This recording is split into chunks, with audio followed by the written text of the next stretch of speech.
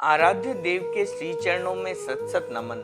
मैं अभिनंदन गादिया सूरत से जैन हिंदी ऑडियो बुक में आपका स्वागत करता हूं। अगर आप इस चैनल पर नए हैं तो इसे सब्सक्राइब कर दीजिए और बेल आइकन प्रेस कर दीजिए, जिससे चैनल के नोटिफिकेशन आपको रेगुलर मिलते रहें। मन के जीते जीत, आचार्य श्री महाप्रज्ञ जी। प्रकाशक आदर्श साहित्य विभाग, जैन विश्व भारती, लाडनू। न करने का अर्थ। एक आदमी बगीचे में गया। उसने देखा लंबे लंबे पेड़ खड़े हैं। उसने माली से कहा, पेड़ बहुत लंबे हो गए। माली ने कहा, बाबूजी, पेड़ों के और काम ही क्या हैं? सबसे पहले काम की बात हमारे ध्यान में आती है।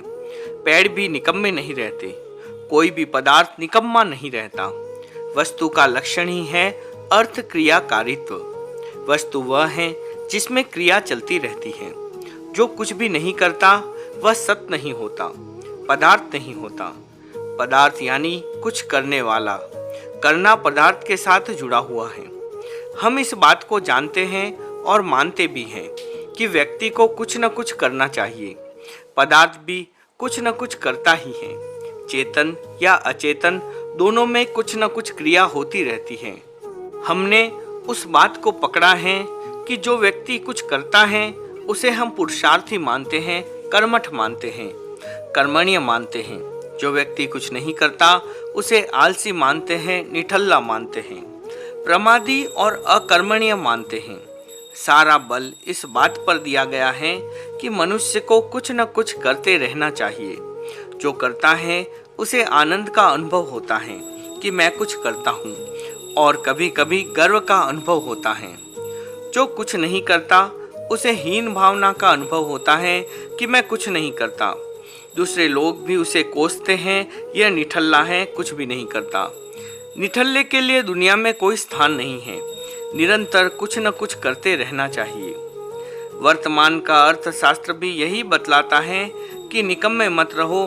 व्यवसाय या काम हो तो वह करो, और यदि कोई काम न हो तो गड्ढा खोदो, उसे पाटो, फिर गड्ढा खोदो, उसे भरो। निकम्मे मत रहो, कुछ न कुछ करते रहो। इस प्रकार करने पर इतना बल दिया गया है कि न करने का मूल्य हमारी दृष्टि से ओझल हो गया। न करने का भी अपना कोई मूल्य है, इस बात को हम आज स्वीकार नहीं कर रहे हैं। यह युग इतना प्रवृत्ति बहुल है कि आज निवृत्ति की बात समझ में नहीं आती। निवृत्ति को इतना नकारा गया है कि मानो उसका कोई मूल्य नहीं है, उसे मूल्यहीन बना डाला। प्रवृत्ति का यह घर्षण चिंगारियां पैदा कर रहा है। प्रवृत्ति टकराव पैदा करती है, संघर्ष पैदा करती है।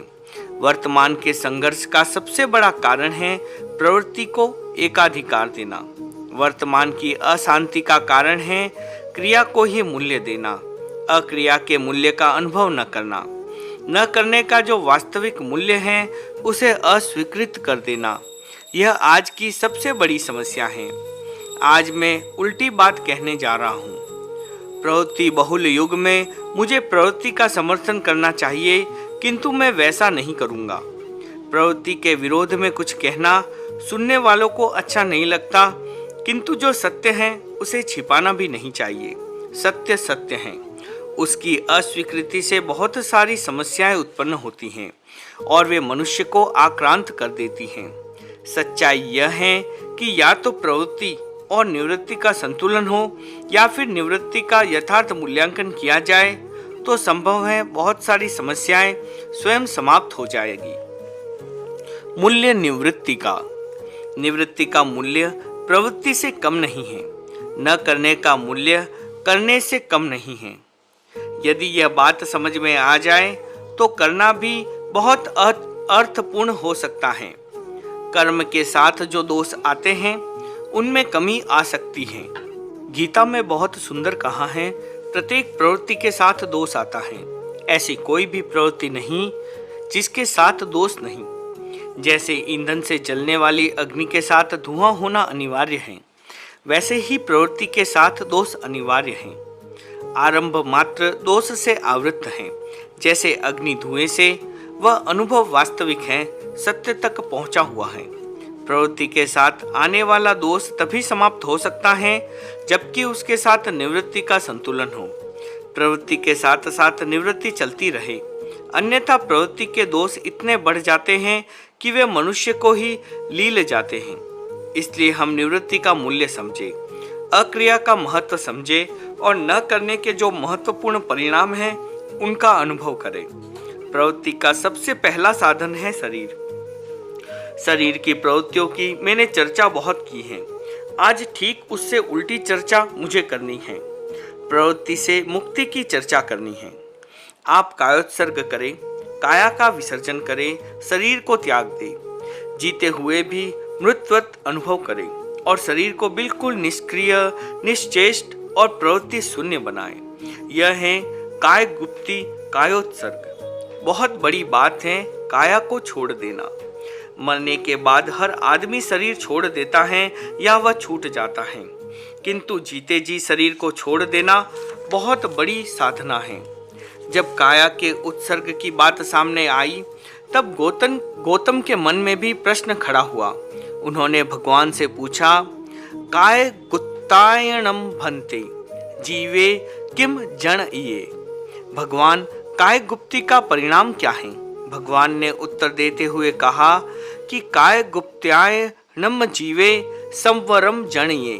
काय गुप्ति के द्वारा संवर होता है। आश्रव और संवर दो शब्द हैं, आश्रव और संवर। आश्रव वह है जिसके द्वारा दोष हमारे भीतर प्रवेश करते हैं। हमारे भीतर कोई दोष नहीं है, घर साफ सुथरा है, उसमें कोई गंदगी नहीं है। गंदगी या धूल आ रही है दरवाजों से तथा इन खिड़कियों से। जहाँ भी छोटा सा छेद हुआ उसमें धूल घुस आती है। आंधी चल रही है, उसे रोका नहीं जा सकता, कोई रोक भी नहीं सकता। ऐसा कोई उपाय भी नहीं है कि आंधी न चले, हवा न चले, तूफान न आए, किंतु ऐसी व्यवस्था है, ऐसा उपाय है कि हम धूल को भीतर आने से रोक सकते हैं। यदि हम दरवाजों खिड़कियों को बंद कर देते हैं तो धूल अंदर नहीं आ सकती, वह बाहर ही रह जाती है। हमारी चेतना में कोई गंदगी नहीं है, वह शुद्ध है, निर्मल है, स्वच्छ है। किंतु जैसे हर मकान के साथ दरवाजे होते हैं, खिड़कियां होती हैं, वैसे ही चेतना भी इससे मुक्त नहीं है। उसके साथ भी कुछ दरवाजे जुड़े हुए हैं, कुछ खिड़कियां जुड़ी हुई हैं, उनको हम आश्रव कहते हैं। आश्रव अर्थात छिद्र। इसके द्वारा बाहर से तत्व आते हैं और हम उनसे भर जाते हैं। वे विजातीय तत्व हैं, पराये हैं। जो पराया होता है वह हमेशा संकट उत्पन्न करता है, कठिनाई पैदा करता है। जो अपना होता है उससे कोई खतरा नहीं होता। पराये से खतरे की संभावना बनी रहती है, उसे अस्वीकार नहीं किया जा सकता। हम ऐसा उपाय करें कि आश्रव न रहें, ये खिड़कियां खुली न रहें, ये दरवाजे खुले न रहें, ये नाले खुले न रहें, ये छेद खुले न रहें, ये सारे गुप्त हो जाएं, सुरक्षित हो जाएं। संस्कृत में गुपु रक्षणे धातु हैं। गुप्त का अर्थ है संरक्षण, काय गुप्ति का अर्थ है काया की सुरक्षा। हम काया से इतने सुरक्षित हो गए कि भीतर किसी के लिए अवकाश नहीं है। बाहर से कोई आ नहीं सकता, केवल हम हैं, हमारी चेतना है, इसके सिवाय भीतर कुछ भी नहीं है। इस प्रक्रिया का नाम है संवर। भगवान महावीर ने कहा, काय गुप्ति करने वाला संवर उत्पन्न करता है, वह आश्रव का अवरोध करता है, संवर हो जाता है। ध्यान, शरीर का स्थिरीकरण। एक बहुत ही महत्व की बात उन्होंने कही कि जितना बाहर से लिया जाता है उसे लेने का एकमात्र साधन है हमारा शरीर। हमारा शरीर चाहे मानसिक वर्गणाओं को ले, चाहे वचन की वर्गणाओं को ले, चाहे श्वास की वर्गणाओं को ले, जो भी परमाणु स्कंध हमारे भीतर प्रविष्ट होते हैं उन सबके लिए प्रवेश द्वार है आश्रव, हमारा शरीर। शरीर की चंचलता न हो, शरीर की प्रवृत्ति न हो, शरीर की सक्रियता न हो तो भीतर कुछ भी नहीं जा सकता। जितने भी परमाणु शरीर में प्रविष्ट होते हैं वे सारे के सारे शरीर की चंचलता के कारण प्रविष्ट होते हैं। काय गुप्ति का अर्थ है शारीरिक चंचलता को मिटा देना, समाप्त कर देना। शरीर को इतना स्थिर बना देना कि शरीर स्वयं ध्यान बन जाए। आप यह न माने कि केवल मन से ही ध्यान होता है। बहुत सारे योग के आचार्यों ने केवल मानसिक क्रिया को ही ध्यान माना है, किंतु जैन आचार्यों का मत इससे भिन्न है। उन्होंने ध्यान के 3 प्रकार बतलाए हैं: कायिक ध्यान, वाचिक ध्यान और मानसिक ध्यान। जैसे स्थिर मन ध्यान होता है, वैसे ही स्थिर काया भी ध्यान होता है। शरीर का स्थिरीकरण भी ध्यान है। ध्यान का शाब्दिक अर्थ होता है चिंतन करना। इस धातु से ध्यान शब्द निष्पन्न हुआ है। शब्दों के अर्थ का विस्तार होता है, संकुचन होता है। जब शब्द के अर्थ का विस्तार होता है, तब शब्द मूल अर्थ से बंधा हुआ नहीं रहता। यह ध्यान शब्द भी मूल अर्थ चिंतन करना से बंधा हुआ नहीं रहा। इसका अर्थ व्यापक हो गया। इसका अर्थ हो गया स्थिरीकरण, स्थिर करना। शरीर को स्थिर करना, वचन को स्थिर करना, मन को स्थिर करना। मन स्थिर होता है तो मानसिक ध्यान हो जाता है। वचन स्थिर होता है तो वाचिक ध्यान हो जाता है। शरीर स्थिर हो जाता है तो कायिक ध्यान हो जाता है। कायिक ध्यान सब ध्यानों का मूल है। जब तक कायिक ध्यान नहीं होता, तब तक न वाचिक ध्यान होता है और न मानसिक ध्यान होता है। मानसिक ध्यान तो हो ही नहीं सकता। काया की स्थिरता के बिना श्वास की स्थिरता नहीं हो सकती और श्वास की स्थिरता के बिना मन की स्थिरता नहीं हो सकती। मन को स्थिर करना हो तो श्वास को स्थिर करना होगा और श्वास को स्थिर करना हो तो काया को स्थिर करना होगा। इसलिए ध्यान के आधारभूत तत्वों में सबसे बड़ा तत्व है काया की स्थिरता, कायोत्सर्ग या काय गुप्ति। मानसिक ध्यान की क्षमता। मानसिक ध्यान तक पहुंचना बहुत ही कठिन बात है। कायिक ध्यान तक पहुंचना उसकी अपेक्षा सरल है। साधक के लिए पहला मार्ग यह है कि वह कायिक स्थिरता या शिथिलीकरण का अभ्यास करे। जिसने कायिक स्थिरता का अभ्यास कर लिया, वह मानसिक स्थिरता तक पहुंचने की क्षमता प्राप्त कर लेता है। शरीर को जो स्थिर नहीं बना सकता, वह मानसिक ध्यान में नहीं जा सकता। जिस व्यक्ति का शरीर तना हुआ है, जिसका मस्तिष्क तनाव से भरा हुआ है, जिसके ज्ञान तंतु कसे हुए हैं, जिसके मांसपेशियां कठोर हैं, वह मानसिक ध्यान में जा ही नहीं सकता। सबसे पहले शरीर को स्थिर करना होता है। पूरा मस्तिष्क तनाव से मुक्त हो जाए, किसी भी प्रकार का टेंशन न रहे, ज्ञान तंतु बिल्कुल स्थिर हो जाए, उनमें तनाव न रहे, मांसपेशियां लचीली हो जाए, ढीली हो जाए। सख्त मांसपेशियां अवरोध पैदा करती हैं, इसलिए उन्हें लचीली करना बहुत ही आवश्यक है। रीढ़ की हड्डी लचीली हो जाए, उसमें तनाव न रहे, शरीर का हर अवयव तनाव से मुक्त हो जाए, किसी प्रकार की अकड़न न रहे। यह सबसे पहली साधना है। सबसे पहले इस निपुणता को प्राप्त करें कि वे जब चाहें तब शरीर को शिथिल कर सके। सामान्य साधक के लिए यह बहुत उपयोगी है। मैं मानता हूँ कि मानसिक ध्यान की भूमिका तक पहुँचने की क्षमता कुछ एक लोगों में आ सकती है। सब उस भूमिका तक नहीं पहुँच सकते। यदि पहुँच सके तो बहुत अच्छी बात हो सकती है, किंतु ये बहुत कठिन है। शारीरिक स्थिरता, कायिक ध्यान, कायोत्सर्ग या कायगुप्ति की साधना सबके लिए संभव हो सकती है। यदि यह प्राप्त हो जाए तो जीवन की सफलता है। कुछ लोग समझते हैं कि अभी हम अवधान की भूमिका को ही प्राप्त कर पाए हैं, ध्यान की भूमिका बहुत दूर है। मैं कहना चाहूँगा, यदि ध्यान करते करते हम अवधान की भूमिका तक पहुँचे हैं, तो क्या ध्यान की और गति नहीं है? क्या यह कम बात है? मन का जो अवधान चारों ओर भटकता था, यदि उसे आप एक विषय पर केंद्रित करने में सफल हो गए हैं, तो उसे कम उपलब्धि मत मानिए। भावना तक पहुंच गए तो और बड़ी बात है। मैं तो यह कहना चाहूँगा कि आप अवधान तक भी शायद न पहुँचे हो, भावना तक भी आप न पहुँचे हो, किंतु आप कायोत्सर्ग की भूमिका तक पहुँच गए हैं, कायिक स्थिरता और शिथिलीकरण की अवस्था तक पहुँच गए हैं, तो भी आप ध्यान साधना की ओर गति कर रहे हैं, बढ़ रहे हैं। कायोत्सर्ग रामबाण। आज की सबसे बड़ी समस्या है कायिक तनाव, शारीरिक तनाव। आज का युग अतिरिक्त सक्रियता और दौड़ धूप का युग है। शक्ति के खर्च होने का तथा जीवनी शक्ति के नष्ट होने का बहुत बड़ा कारण है अतिरिक्त सक्रियता। अतिरिक्त सक्रियता से श्वास की अधिक तीव्रता होती है और वह शक्ति के अतिरिक्त व्यय का कारण बनती है। यदि आज का आदमी शरीर को स्थिर करना और दीर्घ श्वास लेना दो बातें सीख लेता है तो अनेक कठिनाइयों से बच सकता है। आज के इस प्रवृत्ति बहुल युग में कायोत्सर्ग या कायगुप्ती रामबाण औषध है। इसके द्वारा बहुत सारी कठिनाइयों से बचा जा सकता है। प्रवृत्ति बहुलता या अति व्यस्तता के कारण अनेक प्रकार की मानसिक विकृतियां और शारीरिक बीमारियां पैदा होती हैं। उन बीमारियों से बचाव करने का एकमात्र साधन है काया की स्थिरता, काया का शिथिलीकरण। यह कम उपलब्धि नहीं है। शांत श्वास और शांत शरीर ये दो महत्वपूर्ण साधन हैं साधना की। इसमें बहुत बड़ी उपलब्धि मानता हूँ। मैंने इसकी चर्चा शारीरिक मूल्य की दृष्टि से की है। इसका आध्यात्मिक मूल्य भी कम नहीं है। सूत्र कृतांग सूत्र में एक प्रश्न उपस्थित किया गया है कि कर्म का क्षय कौन कर सकता है। हमारे जो जमे हुए संस्कार हैं उन संस्कारों को कौन मिटा सकता है।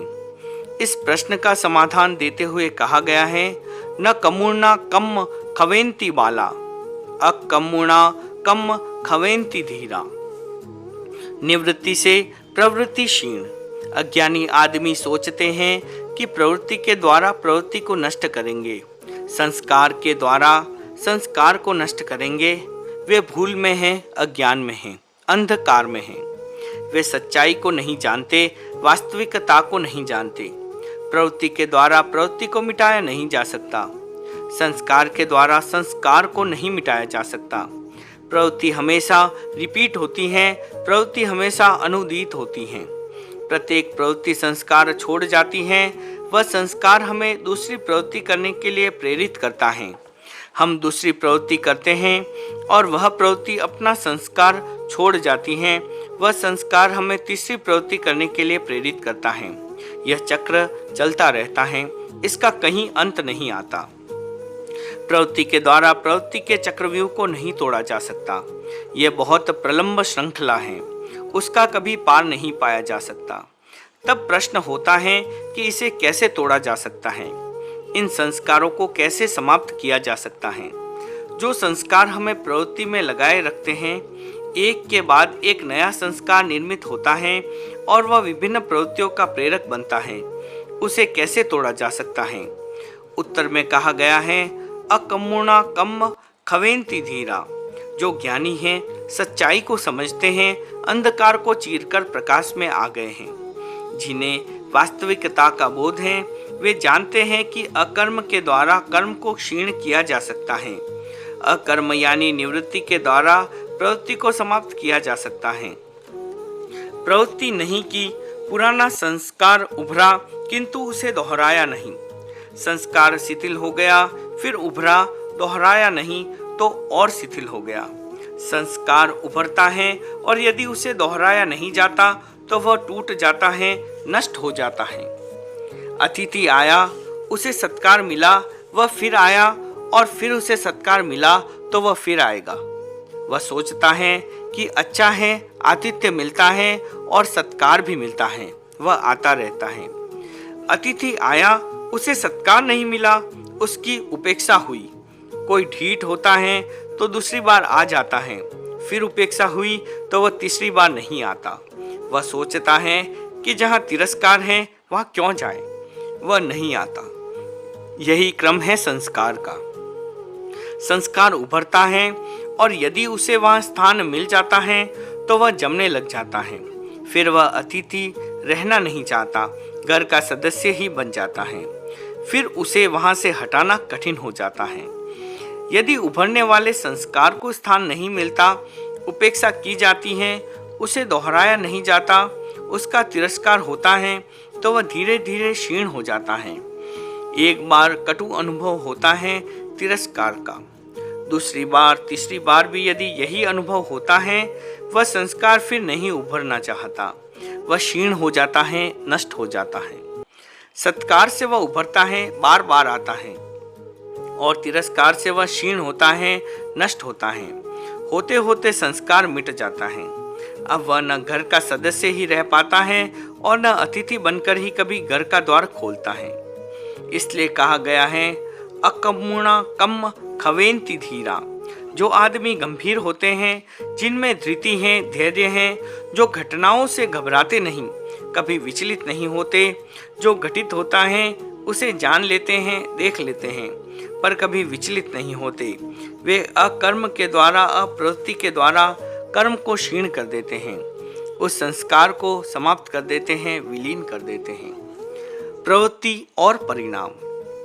अकर्म से कर्म को क्षीण करने की बात, निवृत्ति से प्रवृत्ति को क्षीण करने की बात, या निवृत्ति से प्रवृत्ति के दोषों को क्षीण करने की बात आज हमारी समझ से परे हो गई है। आज करो करो करो की रटन लगाई जा रही है। इसके परिणाम स्वरूप शारीरिक थकान, स्नायुविक थकान और मानसिक थकान से आदमी ग्रस्त हो गया।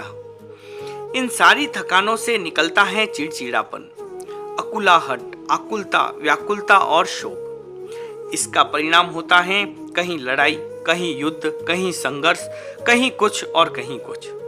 यह अप्रिय परिणाम सबको भुगतना पड़ता है। इतना होने पर भी इस ओर हमारा ध्यान नहीं जाता। क्यों? उद्योगपति और राजनेता प्रगति की रट लगाते लगाते नहीं अघाते। वे निरंतर प्रगति की बात करते हैं। प्रगति के लिए प्रवृत्ति की अनिवार्यता है। भौतिक प्रगति के लिए, पदार्थ की प्रगति के लिए चाहिए निरंतर श्रम, कठोर श्रम और निरंतर प्रवृत्ति। प्रगति के लिए प्रवृत्ति अनिवार्य है, यह सच है, किंतु हम इसके परिणामों को देखें। परिणामों का अध्ययन करने पर पता चलता है कि इस निरंकुश औद्योगिक और भौतिक प्रगति ने मनुष्य को दूसरी दिशा में ढकेल दिया है। मनुष्य भटक गया है। परिणाम सुखद नहीं आया है। मनुष्य स्वयं अपनी ही प्रवृत्ति का ग्रास बनता जा रहा है। आज यदि राजनेता और उद्योगपति अपने अपने स्वार्थों को गौण कर सके और यह तथ्य समझ सके कि प्रवृत्ति की सीमा होनी चाहिए और साथ साथ निवृत्ति का मूल्यांकन होना चाहिए, तो मैं मानता हूँ कि मनुष्य की चेतना सही दिशा में प्रवाहित होने लगेगी, स्वस्थ रहेगी और सही दिशा में विकसित होगी। पदार्थ और चेतना का संतुलन। आज का संघर्ष चेतना और पदार्थ का संघर्ष है। आज पदार्थ प्रमुख होता जा रहा है, चेतना उसके आवरण में छिपती जा रही है, जबकि होना यह चाहिए था कि चेतना विकसित रहे और पदार्थ उसका अनुगामी रहे। यदि यह नहीं होता है तो कम से कम दोनों का संतुलन अवश्य ही बना रहना चाहिए, किंतु आज उल्टा हो रहा है। उसके दुखद परिणाम भी आज विश्व भोग ही रहा है। इसलिए हम कायगुप्ती के मूल्य को समझें। उसका बहुत बड़ा मूल्य है, साधना का भी बहुत बड़ा मूल्य है। मूल्यांकन निवृत्ति का। लोग शिविर में आते हैं 10 दिन के लिए, 20 दिन के लिए और अधिक लंबा हो तो 30 दिन के लिए। उनको लगता होगा कि निकम्मे बैठे हैं, कोई काम नहीं करना पड़ता। शिविर निठिल्लापन सिखाता है, यह अनुभव होता होगा। जो बहुत काम करने वाले लोग हैं, प्रवृत्ति में अतिरिक्त विश्वास करने वाले लोग हैं, उनको तो लगता होगा कि शिविर में कोई काम नहीं है, इससे निठल्ला समाज बनेगा। मैं समझता हूँ कि यह चिंतन यथार्थ नहीं है। ऐसा चिंतन नहीं होना चाहिए। प्रवृत्तिमय जीवन तो हम बिता ही रहे हैं, पर निवृत्ति को भी हम समझे, निवृत्ति का मूल्यांकन करें और प्रवृत्ति के साथ निवृत्ति का संतुलन स्थापित करें, यह आवश्यक है। इस दिशा में हमारी गति हो तो शिविर की बहुत बड़ी उपयोगिता है। यदि शिविर में अकर्म का वास्तविक अभ्यास कर सके और उसकी यथार्थता का मूल्यांकन कर सके तो मैं इसकी बहुत बड़ी सार्थकता मानता हूँ। व्यर्थता का अनुभव नहीं करता। हमारे जीवन का विकास अकर्म के क्षणों में होता है। जो आदमी निरंतर व्यस्त रहता है वह ज्ञान की बड़ी उपलब्धि नहीं हो सकता। यद्यपि शारीरिक दृष्टि से प्रवृत्ति की यह व्यवस्था है कि दिन में जागो और रात को सोओ, जितना काम करो उतना विश्राम भी करो। आदमी इन नियमों को भी तोड़ता जा रहा है। जो सोने का समय है उसका भी अतिक्रमण करता जा रहा है। पुराने जमाने में इस प्रकार के अतिक्रमण करने वाले को निशाचर कहा जाता था। जो रात में काम करता है रात में घूमता है, चलता फिरता है और रात में खाता है, उसे निशाचर कहा जाता है। निशाचर यानी राक्षस। इसका परिभ्रमण रात में ही होता है। आज का आदमी भी निशाचर बन गया है। वह रात में खाता पीता है, रात में काम करता है, रात में ही आता जाता है। जीने का सारा क्रम ही बदल गया है। किंतु शारीरिक व्यवस्था की दृष्टि से, स्नायुविक व्यवस्था की दृष्टि से और अपेक्षित विश्राम की दृष्टि से और निवृत्ति से होने वाली प्रवृत्ति की समीचीनता की दृष्टि से विचार किया जाए तो हम इसे अस्वीकार नहीं करेंगे कि प्रवृत्ति के साथ निवृत्ति का संतुलन होना चाहिए, कर्म के साथ अकर्म का संतुलन होना चाहिए। कर्म इतना नहीं होना चाहिए कि जिससे अकर्म लुप्त हो जाए तथा कर्म का दोष इतना हावी हो जाए कि वह मानवीय चेतना को आवृत कर दे, ढांक दे। निष्क्रियता उपलब्धि है।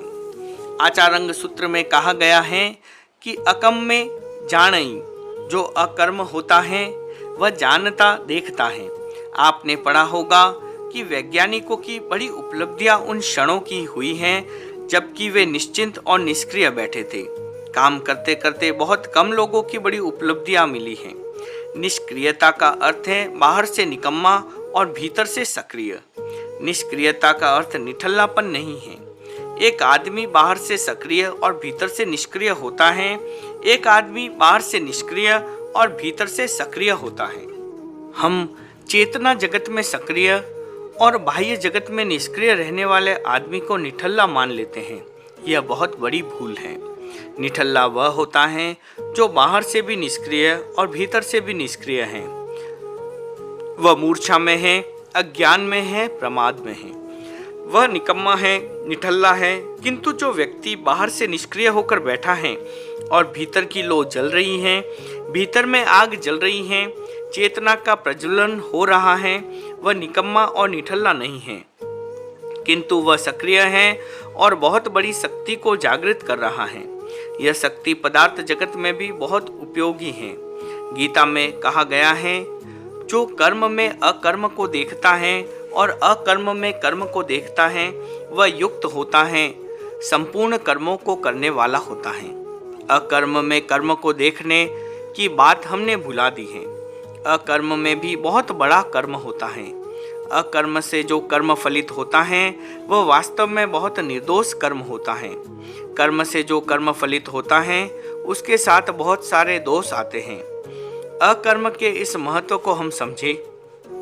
काया की गुप्ती, काया का शिथिलीकरण, काया का विसर्जन, इसे हम समझे। प्रयोग के साथ उसकी और भी चर्चा की जा सकती है कि किस प्रकार सिर से पैर तक प्रत्येक अवयव को आप स्थिर करें और इतना स्थिर करें कि उसमें चंचलता न रहे, प्रकंपन न रहे, समूचा शरीर स्थिर हो जाए। स्थिरता के लिए यदि एक बार तनाव भी पैदा करना पड़े तो आप करें। इसमें शिथिलन बहुत जल्दी प्राप्त हो सकता है। प्रक्रिया शिथिलीकरण की। आप भूमि पर लेटकर पैर फैला दें, हाथ ऊपर ले जाएं, फिर हाथ पैर को जितना तान सके उतना तान ले। एक बार इतना तनाव पैदा कर दे कि वह चरम स्थिति तक पहुंच जाए। तनाव को छोड़ दे, पूरे शिथिल हो जाए। शिथिल होने की यह एक प्रक्रिया है। शिथिलीकरण की यह दूसरी प्रक्रिया है। पैर से लेकर सिर तक एक एक अवयव पर संकल्प करते चले जाएं कि वह अवयव शिथिल हो रहा है, वह अवयव शिथिल हो रहा है। फिर सिर से पैर तक उसे दोहराएं। इस प्रकार केवल 2-4 मिनट शिथिलीकरण के संकल्प में लगाएं। शरीर शिथिल हो जाएगा। यह नहीं होता कि लेटने मात्र से शरीर शिथिल हो जाए। संकल्प करना होता है, सजेशन देने होते हैं। यह शिथिलीकरण की दूसरी विधि है, प्रक्रिया है। साधना की दृष्टि से शिथिलीकरण की प्रक्रिया बहुत अपेक्षित है। इसका बहुत बड़ा मूल्य है और मैं चाहता हूँ कि प्रत्येक साधक इस मूल्य का अनुभव करें। ओम अरहम।